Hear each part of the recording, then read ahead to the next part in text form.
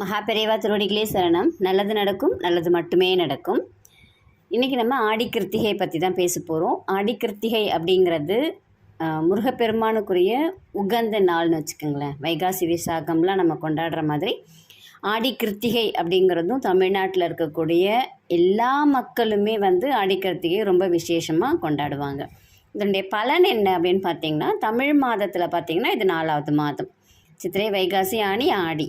அப்போது ஒவ்வொரு மாதத்துக்கும் நம்ம ஒவ்வொரு ராசி வச்சுருப்போம். அதன்படி பார்த்திங்கன்னா கடகத்தில் இருக்கக்கூடிய மாதம்.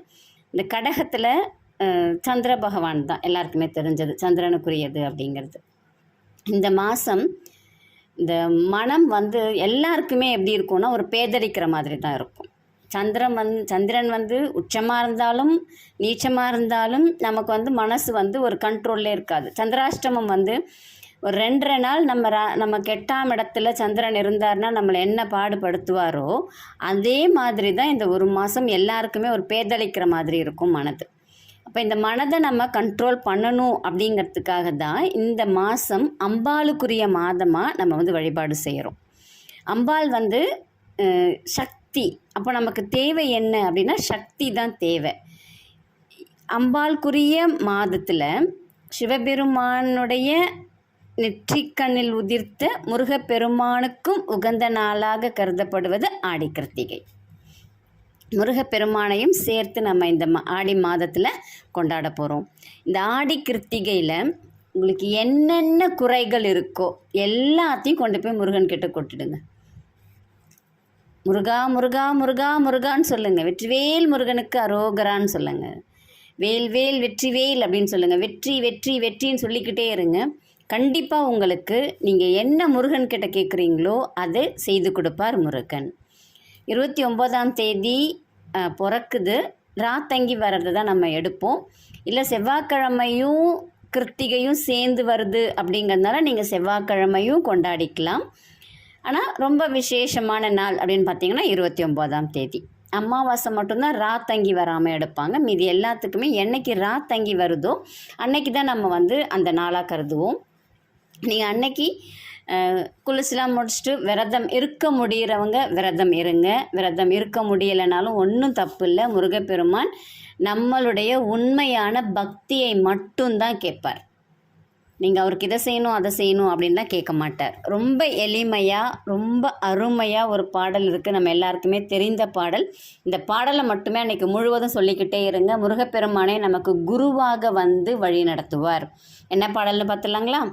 உருவாய் அருவாய் உலதாய் இலதாய் மறுவாய் மலராய் மணியாய் ஒளியாய் கருவாய் உயிராய் கதியாய் விதியாய் குருவாய் வருவாய் அருள்வாய் குகனே.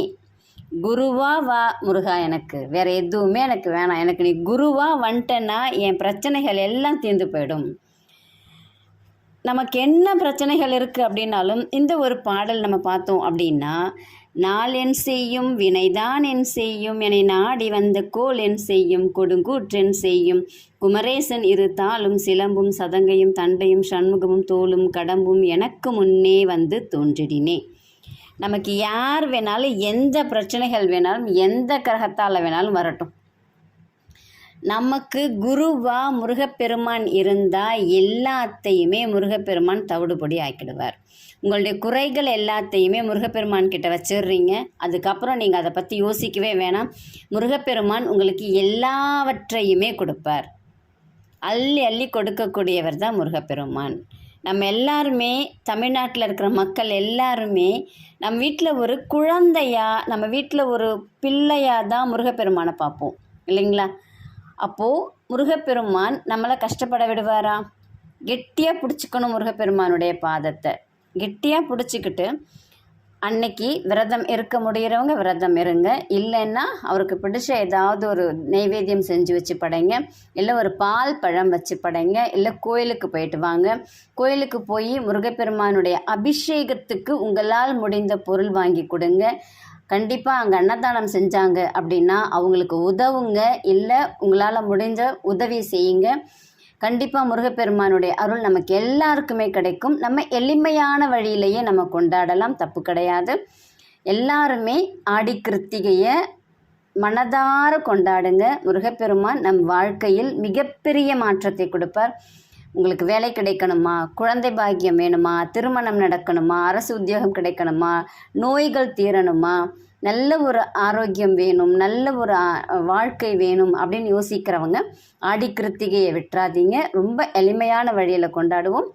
உங்களுக்கு ஜாதகம் பார்க்கணும் அப்படின்னா இந்த பதிவில் வரக்கூடிய எண்ணை நீங்கள் தொடர்பு கொள்ளலாம். நீங்கள் மலர் மருத்துவம் கற்றுக்கணும் அப்படின்னாலும், மலர் மருத்துவம் உங்களுக்கு ஆலோசனை வேணும், மலர் மருந்துகள் வேணும் அப்படின்னாலும் இதில் வரக்கூடிய எண்ணுக்கு தொடர்பு கொள்ளுங்கள். நல்லதே நடக்கட்டும். நன்றி, வணக்கம்.